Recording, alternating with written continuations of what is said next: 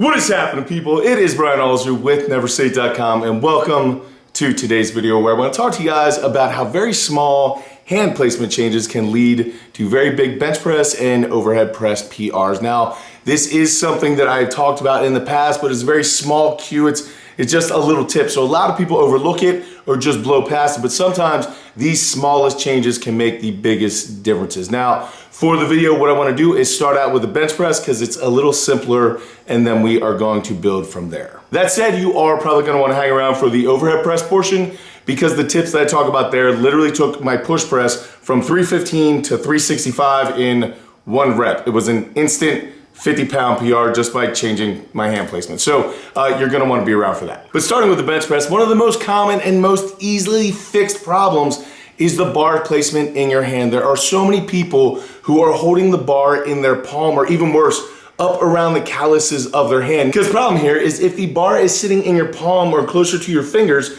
then your hand actually works as a shock absorber, because when you try to create force and put it into the bar, basically the muscles, tendons, and ligaments of your hand need to stretch until they don't want to stretch anymore, and then that force starts moving that actual barbell.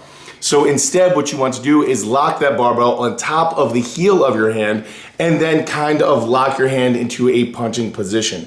You would never punch someone with your hand like this. Don't punch anyone like that. The idea here is to stack all of the weight of that bar on top of the bone structure of your hand, wrap your fingers around it, squeeze as tight as you possibly can so that your knuckles are almost pointing towards the sky so that you are punching the bar up and you have all of that bone structure behind it instead of just your little shock absorbing hand. Now, of course, the exact same cue can be applied to the strict overhead press because the bar should be stacked on top of the heel of your hand, your wrist should be stacked above your elbow, and then your lats should be supporting your triceps so that you have as much of your body and as much biomechanical support underneath that bar as possible so that when you go to drive power into it, the power is there. Again, you'll often see people having the bar sitting in the palm of their hand or even up near their fingers when they're trying to do an overhead press, and that is just spreading out the energy that they're trying to force into the bar. Instead, remember, stack it on top of the heel of your hand, curl those knuckles as tight as you possibly can, and then punch the sky. Hooray, party, viva milk.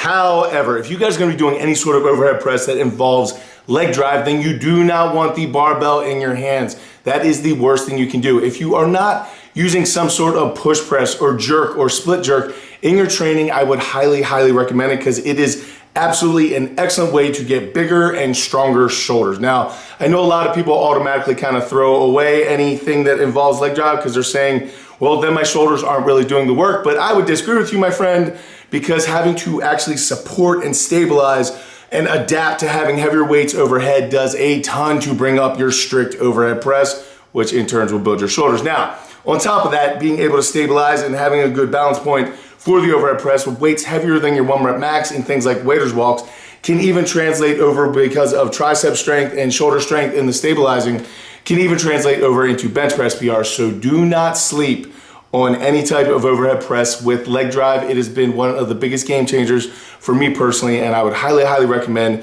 that even if you are the most bodybuilder of bodybuilder people, there's still a big use for that in your training. But again, the bar can't be in your hands.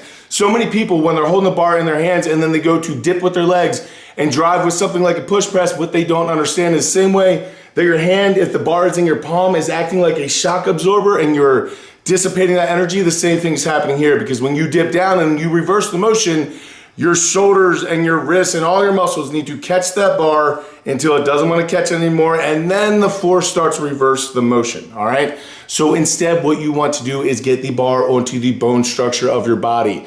So you want to get the bar into a front rack position. Now, immediately, I know a lot of people want to turn off the video because you can't get into the front rack position because it's a very, very tough position to get into. So what I'm going to do is actually put out a video tomorrow where I go through a bunch of stretches and mobility drills that have helped me either develop or get into the front rack position, so that all of you who are having trouble with front squats or cleans or overhead press with leg drive like this, it should help you out a ton. So that will be coming up hopefully tomorrow. But having the barbell supported with bone structure instead of in your hands is going to automatically mean that when you drive with your legs, more of that energy is going to go into the barbell, even if you do it terribly. Now, I have tutorials on how to do all of this, so you might want to watch them before you try it so you don't smash your teeth and end up in the dentist office all afternoon. But once you drive up, then you're going to catch the barbell, whether it be the push press, the jerk, or the split jerk, and then you need to learn how to stabilize it up there, and your body is going to adapt, on top of the fact that every single time that you lower it, if you lower it slowly, then you're getting the eccentric, you're building your negative, which is a lot of times where you're building a lot of your strength anyway. So many years ago, I was stuck at a 315 push press for what seemed like forever. It didn't seem like anything that I did could add one more ounce to that lift. It was just completely stuck. So I was reading a bunch of articles online. Again, this was years ago, so I can't really remember who I read it by, but I remember the guy had just hit a recent overhead press world record, and he talked all about getting the bar out of your hands and get it supported by bone structure, like on your shoulders. And I had this big like epiphany moment, and literally from that point, I walked out into the gym, and literally 45 minutes later, I was just working up, trying to get the bar on my shoulders, front rack, trying to understand, not knocking myself in the chin or anything like that. And literally minutes later, I went from 315, hit it. It had never seemed so easy. And then I threw 365 on. And I actually challenged one of my mentors who was in the gym at the time. And his max deadlift was 365. And I told him, if I hit this for overhead press, you need to quit your job. And I hit 365 right there on that rep. It was a 50-pound PR. Everyone kind of lost their minds. And he didn't end up quitting his job. He did later. But yeah, like I mentioned earlier, sometimes these smallest changes can make the biggest difference. And again, if you think this isn't something you're doing, fine, I think that's awesome. I hope you aren't doing it, but at least check it to make sure that that bar is on the heel of your hand and that you are putting as much power into it as you possibly can. And then if you are doing any sort of overhead press with leg drive, get the bar out of your hands and onto your shoulders in the front rack position, because I can guarantee you PRs immediately. Anyway guys, that is what I have for you today. I am getting ready to go record that mobility session, so I will have that out for you guys tomorrow. For those of you who struggle with front rack or you just want to develop it further, hopefully I'll have some stuff that you have not tried before, and hopefully it will help you out. So I thank you guys so much for absolutely everything you do, all the ways you support me, for all the things you are, just everything. It is so cool, and I thank you for the time and the attention. I will catch up with you later in the week until I'll catch up with you tomorrow. But until I do, man, that threw me off. Go out, do something amazing in your lives. Keep working hard, people. Be nice to each other, please. I'll see you then.